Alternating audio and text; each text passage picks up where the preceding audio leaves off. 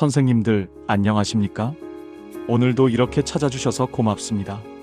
오늘 제가 들려드릴 이야기는 동남아시아의 두 나라, 태국과 캄보디아 사이에서 벌어지고 있는 무력 충돌 이야기입니다. 아, 먼 나라 얘기구나 하실 수도 있어요. 그런데요, 선생님들. 이 이야기를 듣다 보면 어딘가 익숙하게 느껴지실 겁니다. 국경선이 제대로 정리되지 않은 땅, 그 틈으로 스며드는 감정과 분노, 작은 불씨 하나가 큰 불길이 되는 과정. 우리 한반도에서도 겪어온 일이지 않습니까? 오늘 강연은 이렇게 진행됩니다. 첫째, 뿌리. 왜 이 갈등이 수십 년이나 이어져 왔는지. 둘째, 불씨. 왜 다시 불이 붙었는지. 셋째, 올해 여름. 7월의 큰 충돌과 휴전이 왜 깨졌는지. 넷째, 지금 12월 현재 전황이 어떤지. 다섯째, 외교. 누가 어떻게 중재하고 있는지. 여섯째, 전망. 앞으로 어떻게 될 것인지. 어렵지 않습니다. 한 계단씩 천천히 올라가 보겠습니다. 선생님들, 먼저 뿌리부터 살펴봐야 합니다. 태국과 캄보디아, 이 두 나라는 서로 맞닿아 있습니다. 국경을 함께 쓰는 이웃이에요. 그런데 문제가 있습니다. 국경선 몇 구간이 아직까지 완전히 합의되지 않았습니다. 다시 한번 말씀드립니다. 국경선 몇 구간이 지금까지도 누구 땅인지 합의가 안 됐어요. 어떻게 이런 일이 있느냐고요? 19세기 말, 20세기 초, 이 지역은 프랑스 식민 지배를 받았습니다. 프랑스가 지도를 그렸어요. 그런데 그 지도가 정확하지 않았습니다. 산줄기 하나, 강물 하나를 기준으로 선을 그었는데 실제 지형과 맞지 않는 곳이 있었던 겁니다. 선생님들, 비유를 하나 들어볼게요. 옛날에 두 집안이 땅을 나눴습니다. 그런데 문서에는 큰 바위 옆으로라고만 적혀 있어요. 세월이 흐르니까 그 바위가 우리 쪽이다 아니다, 저쪽이다 다툼이 생기는 겁니다. 태국과 캄보디아 국경이 딱 그렇습니다. 그리고요, 선생님들, 이 국경 부근에 아주 중요한 것이 있습니다. 프레아 비헤아르 사원, 프레아 비헤아르라고 합니다. 9세기부터 지어진 힌두교 사원이에요. 1000년이 넘은 고대 유적입니다. 이 사원이 왜 중요하냐면요, 단순한 돌무더기가 아닙니다. 민족의 정체성, 역사의 자존심이 걸려 있습니다. 캄보디아는 말합니다. 이 사원은 우리 조상이 지은 것이다, 우리 것이다. 태국도 말합니다. 사원은 우리 영토 안에 있다, 우리가 관리해야 한다. 1962년 국제사법재판소, 영어로 ICJ라고 합니다. 이 재판소에서 판결을 내렸어요. 사원은 캄보디아 영토에 있다. 그런데요, 선생님들, 판결 하나로 끝날 일이 아니었습니다. 사원 주변 땅에 대해서는 해석이 엇갈렸거든요. 사원은 캄보디아 거다. 그런데 사원 옆 땅은? 이게 정리가 안 된 채 60년이 넘게 흘렀습니다. 그래서 뿌리는 이렇게 정리됩니다. 하나, 식민지 시대에 대충 그은 국경선. 둘, 그 경계에 걸쳐 있는 1000년 된 사원. 셋, 민족 자존심이 엮인 해석 다툼. 이 세 가지가 수십 년 동안 풀리지 않은 채 오늘까지 이어져 온 겁니다. 선생님들, 뿌리만으로는 전쟁이 나지 않습니다. 뿌리 위에 불씨가 떨어져야 합니다. 그럼 불씨는 뭘까요? 크게 세 가지입니다. 첫째, 민족주의입니다. 두 나라 모두 국내 정치에서 우리 땅을 지키자는 목소리가 커질 때가 있습니다. 선거철이 되면 정치인들이 이렇게 말하기 쉽습니다. 저 땅은 우리 것이다, 물러서면 안 된다. 국민들도 열광합니다. 그래, 한치도 양보하면 안 돼. 이런 분위기가 달아오르면 협상이 어려워집니다. 양보하는 쪽이 나라를 팔아먹었다는 소리를 듣거든요. 둘째, 현장의 작은 사건입니다. 국경에서 군인들이 마주 서 있습니다. 긴장된 상태로요. 그런데 누군가 지뢰를 밟습니다. 다리를 잃습니다. 저쪽이 지뢰를 묻었다? 아니다, 원래 있던 거다. 감정이 폭발합니다. 로이터 통신 보도에 따르면 이번 12월에도 지뢰 사건이 있었습니다. 태국 군인이 지뢰로 다쳤고 태국은 완화 조치를 중단하겠다고 했습니다. 작은 사건 하나가 큰 충돌의 방아쇠가 된 겁니다. 셋째, 뉴스와 여론입니다. 국경의 작은 사건이 대도시 뉴스의 큰 제목이 됩니다.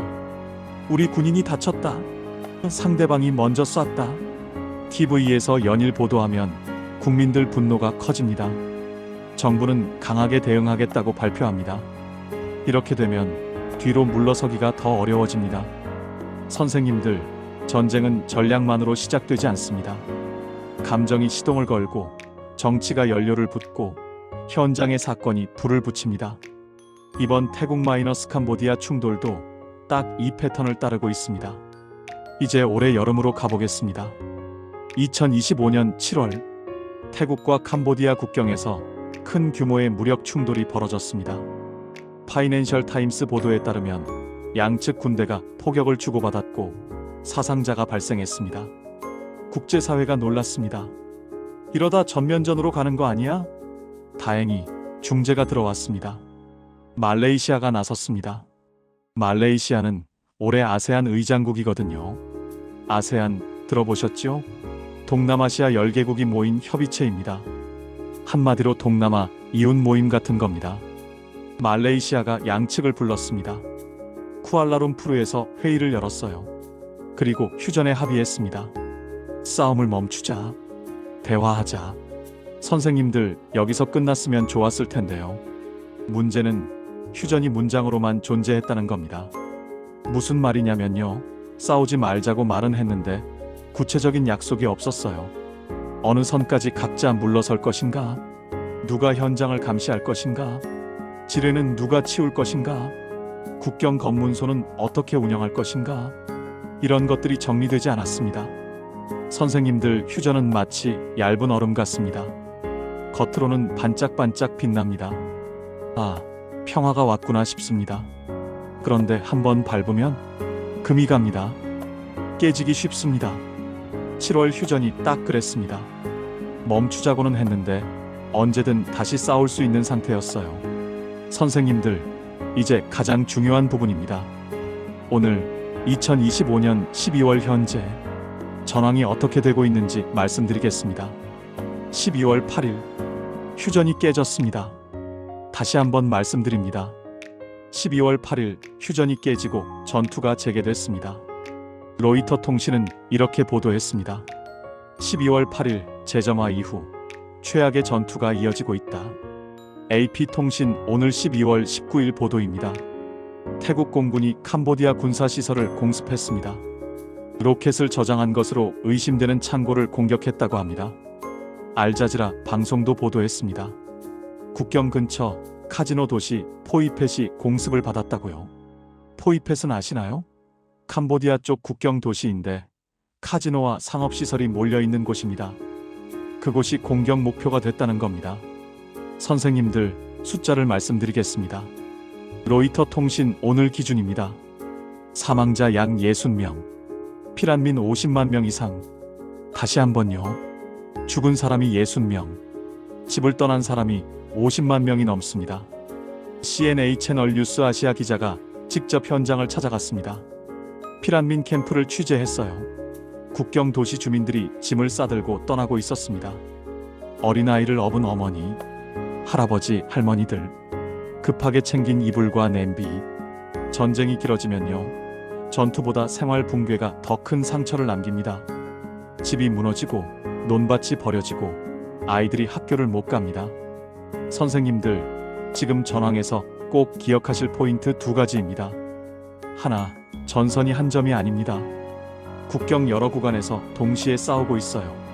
그래서 한쪽이 멈춰도 다른 쪽에서 번질 수 있습니다. 둘, 피란이 이미 대규모입니다.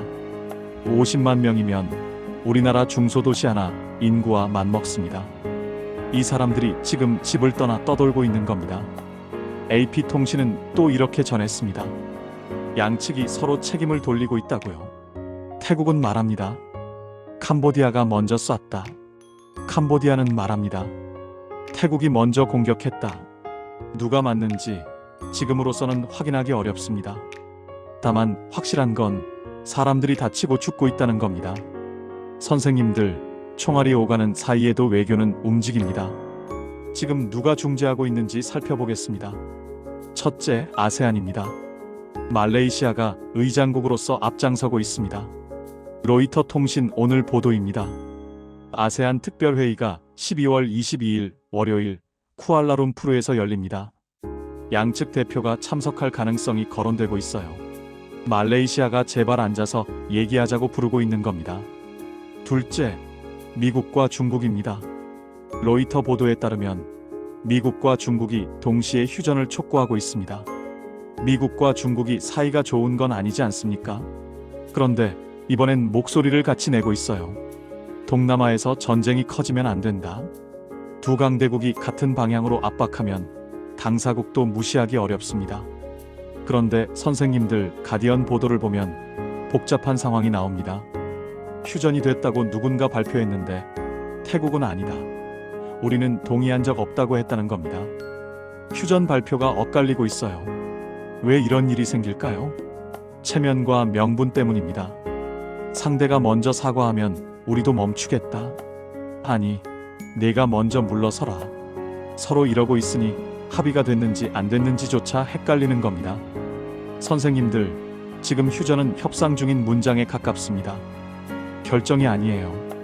아직 쓰다 만 글 같은 겁니다. 마침표가 찍히려면 누군가 양보해야 합니다. 선생님들, 마지막으로 앞으로의 전망을 말씀드리겠습니다. 저는 여러 뉴스를 종합해서 세 가지 가능성으로 정리해봤습니다. 시나리오 A 72시간 내 부분 진정. 가장 희망적인 경우입니다. 아세안 회의가 이틀 뒤 월요일에 열립니다. 미국과 중국도 압박하고 있어요. 양측이 회의에 참석하면 일단 잠깐 멈춤은 나올 수 있습니다. 완전히 끝났다는 아니지만 당장은 진정됐다 정도는 가능합니다. 시나리오 B 휴전 후 재점화 반복. 가장 현실적인 위험입니다. 7월에도 휴전했잖아요. 그런데 12월에 다시 터졌습니다. 왜냐하면 실무적인 것들이 정리가 안 됐으니까요. 누가 어디까지 물러설지, 지뢰를 누가 치울지, 감시는 누가 할지, 이게 합의 안 되면 잠깐 멈춤 다시 충돌이 반복될 수 있습니다. 내년에도 내후년에도요. 시나리오 C 장기 협상으로 이동. 가장 어렵지만 가장 근본적인 해결입니다. 국경선을 다시 획정하고 분쟁 유적 사원을 어떻게 관리할지 정하고 양측이 감시 체계를 만드는 겁니다. 그런데 이건 시간이 오래 걸립니다. 몇 달이 아니라 몇 년이 걸릴 수도 있어요. 파이낸셜 타임스와 가디언이 결국 같은 이야기를 하고 있습니다. 국경과 역사 문제가 남아있는 한 진짜 평화는 한 번의 악수로 오지 않는다. 선생님들, 오늘 이야기를 한 문장으로 정리하겠습니다. 태국 캄보디아 국경의 충돌은 오래된 뿌리 위에 새로운 불씨가 얹혀 다시 타오르고 있다. 한 번 더요. 오래된 뿌리, 새로운 불씨. 그래서 다시 타오르고 있다. 그리고 선생님들, 우리가 잊지 말아야 할 게 있습니다. 전쟁은 지도 위에 선 이야기가 아닙니다. 그 선을 피해 밤을 지새우는 사람들의 숨입니다. 50만 명의 피난민, 아이를 업고 짐을 싸서 떠나는 가족들, 언제 집에 돌아갈 수 있을지 모르는 사람들, 그 숨결을 기억해 주시기 바랍니다. 오늘도 끝까지 들어주셔서 감사합니다. 선생님들 건강하십시오. 다음에 또 좋은 이야기로 찾아뵙겠습니다.